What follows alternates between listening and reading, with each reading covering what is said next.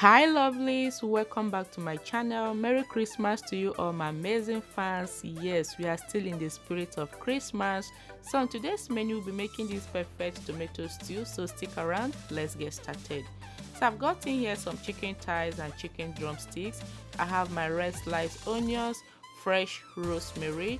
So I'll be making do with canned tomatoes. You can as well use fresh tomatoes. I have different options. I have tomato sauce, tomato paste and diced tomatoes. So at this point I'm going to add all the chickens in a clean pot. I'm making a very large quantity of stew for my family. When I'm done transferring all the chickens, I'm going to add my onions, bay leaves and the fresh rosemary with other spices. Please check the description box below to see the accurate ingredient for this tomato recipe.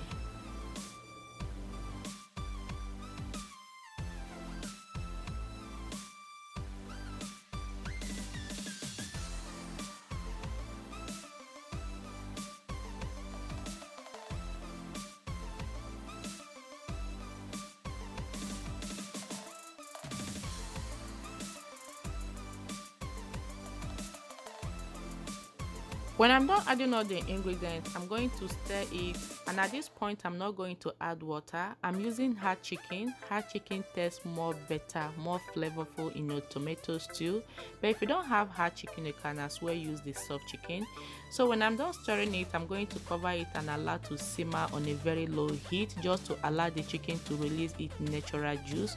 So while the chicken is cooking or simmering, let's open our canned tomatoes.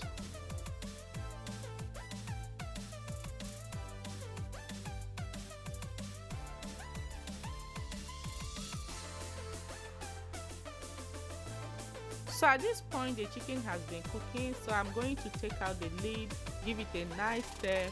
When I'm done stirring it, I'm going to add extra water because like I said, I'm using the hard chicken. Hard chicken tends to cook longer than the soft chicken.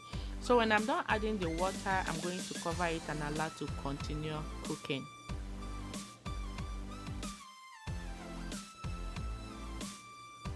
Alright lovely, some hours later I'm just going to give it a nice stir. You know, we like stirring, just keep stirring it, never get tired of stirring your food, okay? So I'm going to take them out from the stock, place them on a sieve to drain out excess water or excess stock. And at this point the chickens are well tender and very juicy.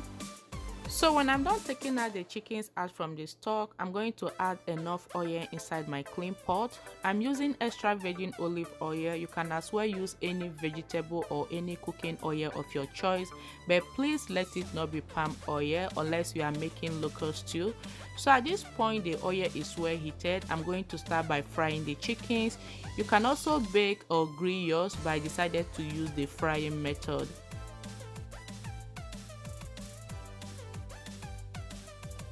So the first batch of chicken has been frying, and at this point I'm going to take them out from the oil, place them on a parchment paper just to drain out excess oil. Then I will repeat the process until I exhaust all the chickens. I don't like frying my chickens too hard or too kakaraka, if you know what I mean, like extremely hard because of my kids. But if you want yours to be hard, please feel free to do so. So at this point the second batch or the last one is well fried as well. I will take them out from the oil as well.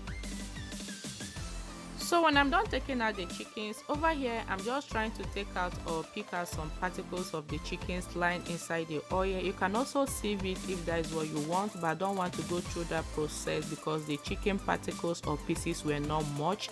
So at this point I'm going to add my onions. I will fry these onions for 2 minutes or until the onions becomes translucent.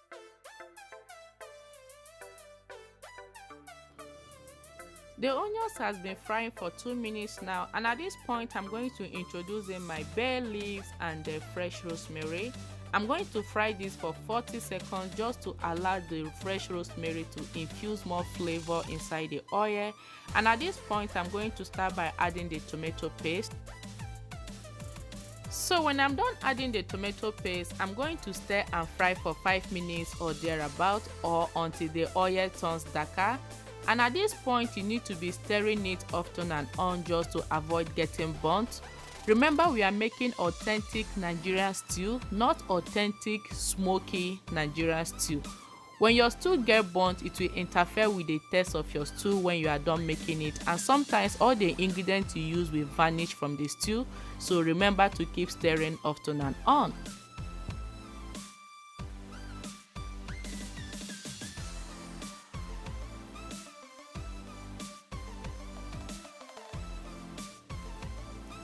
Alright lovelies, the tomato paste has been frying for 5 minutes now. As you can see, the change in appearance. This is what you should be aiming at. At this point, I'm going to introduce in the rest of the tomatoes. Remember I said I was making a very large quantity of stew for my family. I went ahead and added extra 2 bigger cans of diced tomatoes. So when I'm done adding all the tomatoes, I'm going to keep frying this until the oil settles on top of the stew. And please remember to keep stirring often and on like I said.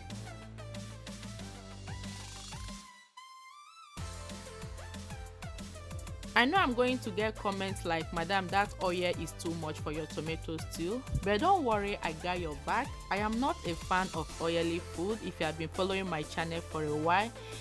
But when you are frying your stew, you actually need enough oil to fry your tomato stew to make life much easier for you. If you don't have enough oil while you are frying your stew, I wonder what you are frying the tomatoes with. And if you don't have enough oil, there's every tendency that your tomatoes will not be well fried. So I covered it halfway to avoid splashes, but I'll be stirring it often and on behind the scene. So if you want to see what I did with this oil after cooking, please click at the end of this video to watch. So at this point, the tomatoes are well fried. As you can see, the oil has darkened and it has settled properly on top of the tomatoes. At this point, I'm going to start by introducing our fried chickens.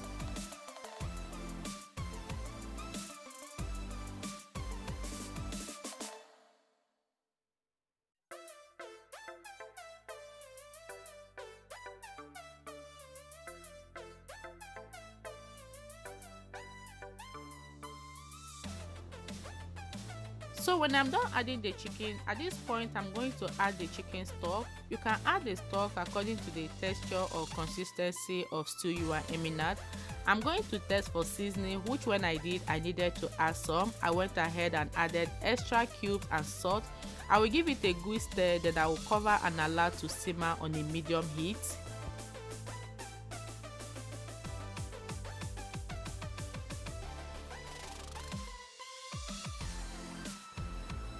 Alright lovely, some seconds later, let's check back on our stew, and at this point my kitchen smells incredibly divine. The more you fry, the more oil settles on top of the stew. Like I said, check at the end screen to see what I did with the excess oil. So at this point I'm going to garnish it with some spinach. This is totally optional, but trust me, your family is going to love it.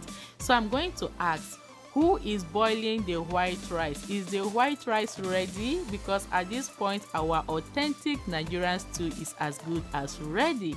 Share this video with 5 or 10 of your friends. They might find it helpful. You can enjoy it with your rice, plantains, yam or pasta, or even anything you want to enjoy it with.